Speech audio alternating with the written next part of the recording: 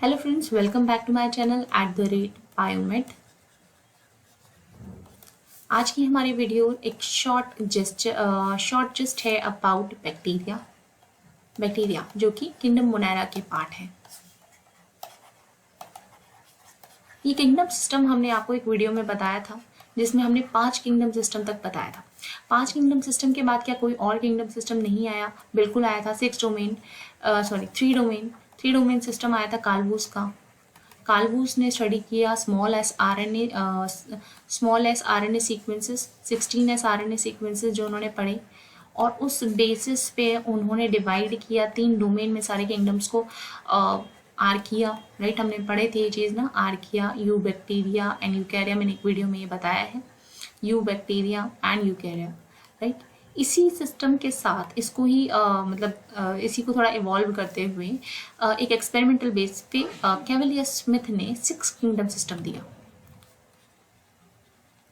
In 1998। 6 kingdom system, and that 6 kingdom system was based on the same theory, जिसके अंदर 2 kingdom, Monera kingdom को जो है बांट दिया गया। मोनेरा को ही हम बांट देते हैं, जो 5 किंगडम सिस्टम है उसमें मोनेरा को ही डिवाइड कर दिया। एक किंगडम बन गया आर्की बैक्टीरिया, एक किंगडम बन गया आर्की बैक्टीरिया, एक किंगडम बन गया यू बैक्टीरिया, उसके बाद एक किंगडम बन गया फंजाई, क्योंकि उसके बाद हमारे पास एक सारे मोनेरा को डिवाइड किया गया ना, जो एक किंगडम है उसको 2 में डिवाइड कर दिया हमने। उसके बाद आपके जो 4 किंगडम थे 5 किंगडम सिस्टम में, वो सारे के सारे नॉर्मल थे। थर्ड आपका किंगडम बन जाता है protista, then fungi, then plantae and then animalia. Okay, तो ये जो 6 किंगडम सिस्टम बन गया है, ये मैंने आपको उस दिन में नोट करवाया था कि अगर हम 3 डोमेन के हिसाब से देखें तो ये 5 किंगडम सिस्टम ही 6 किंगडम में बन जाएगा। तो 1 2 3 4 5 6 ये दोनों प्रोकैरियोटिक हैं और ये सारे के सारे क्या हैं, यूकैरियोटिक हैं। कैवलियर स्मिथ ने 1998 में इसको बताया, क्योंकि पहले भी इनको एक लिमिटेशन 5 किंगडम सिस्टम में दिख रही थी कि किंगडम मोनेरा और प्रोटिस्टा दोनों में ही कुछ ऐसे ग्रुप हैं जो कि हेट्रोजीनियस हैं, जिनमें आपके यूकैरियोटिक ऑटोट्रॉफिक भी हैं और सारे प्रोकैरियोट हैं और कुछ यूकैरियोट हैं, लेकिन ऑटोट्रॉफिक भी हैं और हेट्रोट्रॉफिक भी हैं। तो इस तरह से जो कंफ्यूजन वाले ग्रुप थे उनको हटाने के लिए आगे नया किंगडम सिस्टम आता है, Cavalier Smith 6 kingdom classification. 6 kingdom classification के बाद भी और क्लासिफिकेशन सिस्टम इवॉल्व हुआ है, that is 7 kingdom classification. That 7 kingdom classification is given bye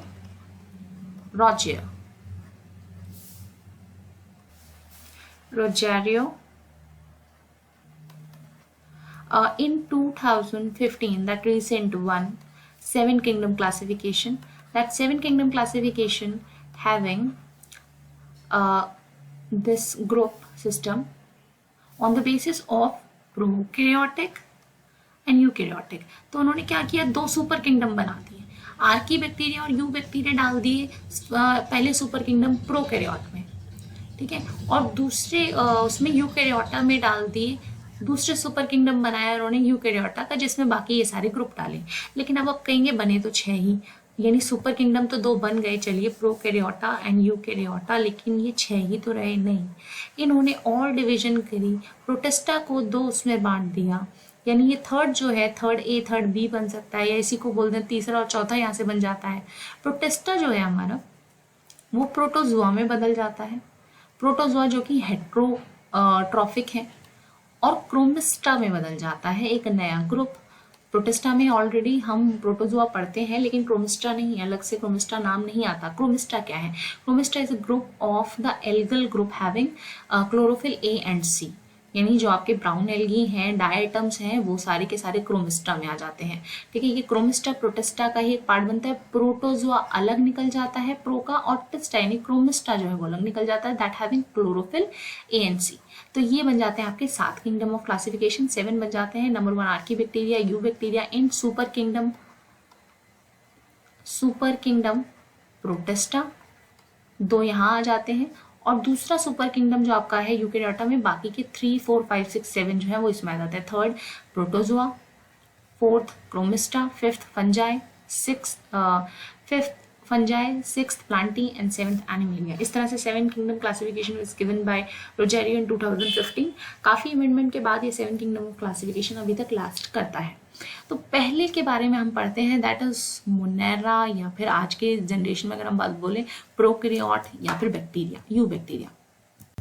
आज की हमारी क्लास है अबाउट यू बैक्टीरिया और बैक्टीरिया। अगर हम बात करें तो मोनेरा किंगडम के बारे में ही आज बेसिकली हम बात करने वाले हैं, बैक्टीरिया।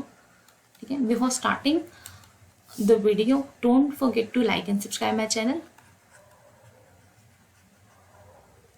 ओके, तो बैक्टीरिया क्या होते हैं? बैक्टीरिया आर प्रोकैरियोटिक, तभी तो इन्हें डाला गया है सुपर किंगडम प्रोकैरियोट में। Prokaryotic unicellular organism. बहुत ही छोटी क्लासेस से हम ये पढ़ने लग जाते हैं ऑर्गेनिज्म। 8th क्लास में ही हमारे पास माइक्रो ऑर्गेनिज्म का चैप्टर आ जाता है और उसी में हम ये सब शुरू कर देते हैं कि क्या होते हैं, यूनिसेलुलर ऑर्गेनिज्म होते हैं, प्रोकैरियोटिक होते हैं, कुछ बोलते हैं ये फ्रेंड है, ये फो है। इस तरह से डिस्कशन जो आगे बढ़ता है। बैक्टीरिया प्रोकैरियोटिक यूनिसेलुलर ऑर्गेनिज्म होते हैं। इनका सेल स्ट्रक्चर जो है, they have cell wall. Plant की तरह इनके पास भी क्या होता है, सेल वॉल होता है। और ये सेल वॉल जो है वो एक अलग से मटेरियल का बना होता है, दैट इज पेप्टिडोग्लाइकन। और ये पेप्टिडोग्लाइकन जो है, मैं इसके बारे में भी एक वीडियो में बताऊंगी पेप्टिडोग्लाइकन क्या होता है, एक बहुत इंपॉर्टेंट क्वेश्चन से बन जाता है। पेप्टिडोग्लाइकन, इसको हम म्यूरामिक एसिड भी बोलते हैं। साइनोबैक्टीरिया में यही म्यूरामिक एसिड है, जिस वजह से हम इसको क्या बोल देते हैं, बैक्टीरिया में डाल देते हैं, बट ऑल्दो वो एल्गी भी है। पेप्टिडोग्लाइकन, म्यूरामिक एसिड इसी का नाम है। ठीक है, म्यूरामिक एसिड, पेप्टिडोग्लाइकन इनके नाम ही है। सेल वॉल इसकी बनी होती है। साथ ही साथ बैक्टीरिया के सेल वॉल, सेल स्ट्रक्चर में एक कैप्सूल भी होता है, कैप्सूल और अ ग्लाइकोकैलिक्स लेयर।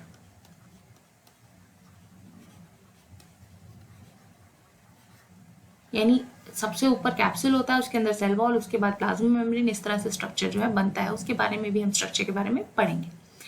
देन बैक्टीरिया जो होते हैं आपके वो रिप्रोड्यूस करते हैं, अपनी जनरेशन आगे बढ़ाते हैं, अपना नंबर आगे बढ़ाते हैं, बहुत फास्ट रिप्रोड्यूस करते हैं। Reproduced bye binary fission. Binary fission हमने पढ़ा है बहुत छोटा, 10th क्लास में भी हम पढ़ते हैं इसको, 11th क्लास में भी हम इसके बारे में पढ़ते हैं, बाइनरी फिशन। और साथ ही साथ एंडोस्पोर फॉर्मेशन के जरिए भी ये रिप्रोड्यूस करते हैं, बट रिप्रोड्यूस असेक्सुअली, इसलिए वेरिएशन के चांसेस कम हैं। बट फिर भी प्रोकैरियोट आर मोर इवॉल्विंग। ठीक है, prokaryote are more evolving than the eukaryotes. How? Because they have to live in adverse condition, ज़्यादा एडवर्स कंडीशन में रहना पड़ता है, इसलिए ज़्यादा इवॉल्व भी ये कर पाते हैं। और उसका कारण है जेनेटिक रिकॉम्बिनेशन। ये वेरिएशन आती है इनके अंदर, जेनेटिक रिकॉम्बिनेशन। ऑल्दो इनके रिप्रोडक्शन में 2 पार्टनर इन्वॉल्व नहीं है, क्रॉसिंग ओवर नहीं है, मियोसिस नहीं है, गैमेट फॉर्मेशन नहीं है, लेकिन जेनेटिक रिकॉम्बिनेशन है।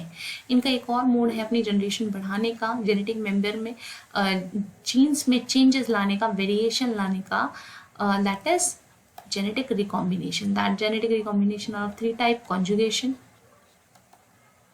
Transformation and transduction.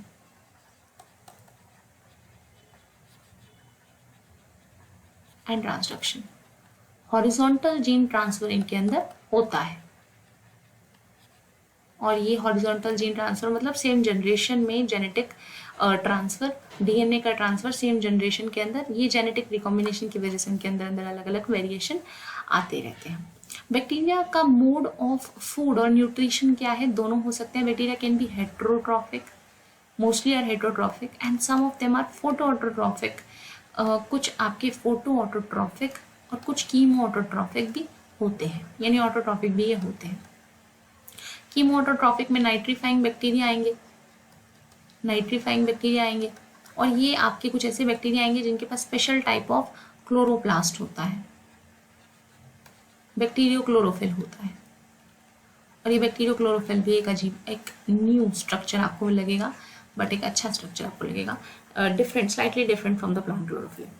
तो these are the features about the bacteria. अब बैक्टीरिया के कुछ सिमिलर और बैक्टीरिया की डिवीजन पढ़ लेते हैं कि बैक्टीरिया को हम किस किस उस पर डिवाइड कर सकते हैं। Types of bacteria, types of bacteria on the basis of shape. 11th class में ही हम ये shape on the basis of shape और शेप ऑफ सेल स्ट्रक्चर देखते हैं।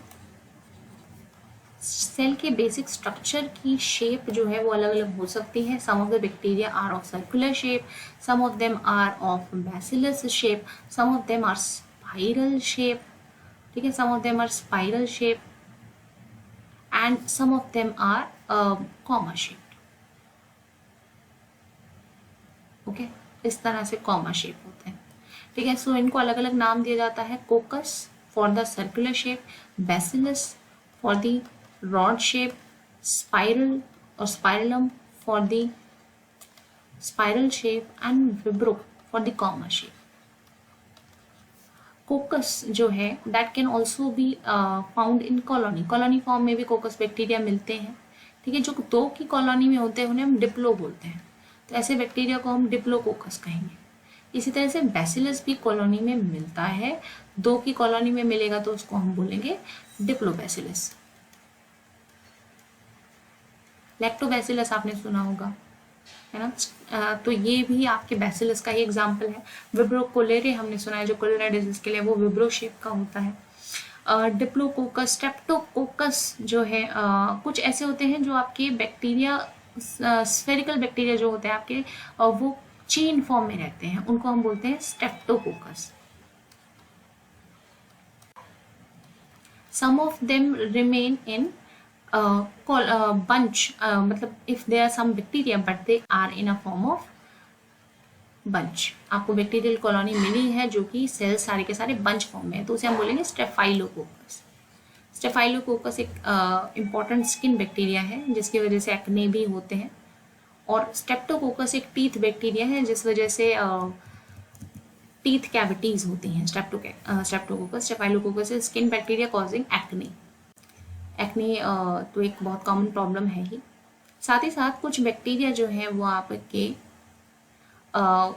कुछ बैक्टीरिया आपके 4 ग्रुप में रह सकते हैं, that is known as tetracoccus, और कुछ क्यूब फॉर्म में रह सकते हैं, मतलब 8 के ग्रुप में, यानी इस तरह से क्यूब फॉर्म में रह सकते हैं। इस तरह से क्यूब के स्ट्रक्चर में 8 होंगे उसमें, तो उसे हम सार्कीना भी बोलते हैं। So different shape, on the basis of their different shape the bacteria can be divided as such, but we can also divide bacteria on the basis of a specific structure, ठीक है। specific structure क्या है? For the movement, there is a specific structure present in the bacteria for locomotion or movement, ठीक है। that locomotion होता क्या है? Locomotion मतलब मूवमेंट इधर से उधर। बैक्टीरिया को क्यों मूव करना है? For catching the prey, right, for catching prey, catch करने के लिए प्रे को, for moving away from a chemical, किसी केमिकल से दूर जाने के लिए, और फॉर कैचिंग द फूड। कोई भी कल्चर में आप ग्रो कर रहे हैं, उस कल्चर में अगर ग्रो कर रहे हैं तो कहीं फूड मटेरियल है तो उसको भी सेंस करके बैक्टीरिया वहां मूव कर सकते हैं। For capturing the food, capturing the food, उसके लिए बैक्टीरिया मूव करते हैं। और अगर बैक्टीरिया मूव ही कर रहे हैं तो उनके पास कोई स्पेसिफिक स्ट्रक्चर होने चाहिए। So bacteria have different shape, different type of structures. एक तो मूवमेंट के लिए, एक तो होते हैं आपके फेम्ब्राई जो कि पूरी सेल बॉडी पे प्रेजेंट होते हैं, और एक जो कि बस स्मॉल सेलुलर मूवमेंट के लिए ज़रूरी होते हैं, और एक डायरेक्शनल मूवमेंट के लिए एक जो होता है ना टेल जैसा स्ट्रक्चर, पूंछ जैसा स्ट्रक्चर भी होता है, that is known as pilus और पिलाई, और दैट इज पाइली प्रोटीन। तो पाइली बोलते हैं इनको, और इसको हम बोलते हैं फेम्ब्राई। ये मूवमेंट के लिए, लोकोमोशन के लिए होते हैं, और इसी बेसिस पे हम इनको डिवाइड भी कर सकते हैं on the basis of the piling, on the basis of different pili structure. So ये कहाँ प्रेजेंट होगा? बैक्टीरिया सेल पे। इस बेसिस पे अगर कोई भी पाइली नहीं होता तो ऐसे बैक्टीरिया को हम बोलते हैं अट्राइकस। बेसिकली ये ट्राई मतलब क्या है? ट्राइकस मतलब क्या है? ट्राइकोम, और ट्राइकोम का मतलब होता है हेयर, और इसीलिए यहाँ पर ये टर्म आई है। और ट्राइकस मतलब कोई भी हेयर लाइक स्ट्रक्चर नहीं है फॉर द मोमेंट, यानी कोई भी पाइली नहीं है, नो पाइलर स्ट्रक्चर। अब अगर एक आता है स्ट्रक्चर तो उसे हम बोलते हैं मोनोट्राइकस, सिंगल। अब नाम थोड़े से अलग हो जाएंगे। अगर यहाँ पे एक ही साइड पे बहुत सारे होते हैं पाइलर स्ट्रक्चर, एक ही एंड पे बहुत सारे होते हैं तो उसे बोलते हैं लोपोट्राइकस। अगर एक ही साइड में मतलब एक ही एंड पे, दोनों एंड पे होते हैं, एक ही एंड पे थे अभी तक, तो अगर दोनों एंड पे बहुत सारे होते हैं तो इसको हम बोलते हैं एम्फीट्राइकस।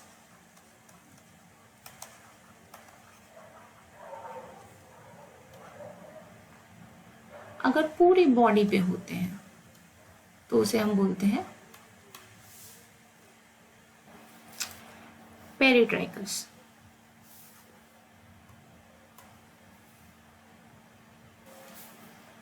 पेरिट्राइकस। तो ये क्वेश्चन कभी कभी आ जाता है, नीट में भी पूछा जा सकता है, और सीयूईटी में जो आप एग्जाम देंगे उसमें भी, डीएसएसबी भी जैसे एग्जाम में भी ये पूछा जाता है कई बार। ये जो बैक्टीरियल फेमराई के स्ट्रक्चर है उसमें लोपोट्राइकस क्या है, एम्फीट्राइकस क्या है, पेरिट्राइकस क्या है, क्योंकि ये थोड़े अलग नाम है। बाकी मोनो से आप समझ जाते हैं सिंगल है, अ से आप समझ जाते हैं कि क्या है, और ट्राइकस मतलब होता है हेयर। ठीक है, so that's all about the video. It's a short gesture और कैरेक्टरिस्टिक्स अबाउट द वीडियो। हम नेक्स्ट वीडियो के अंदर बैक्टीरिया मोनेरा के आगे के स्ट्रक्चर पढ़ेंगे। Thank you.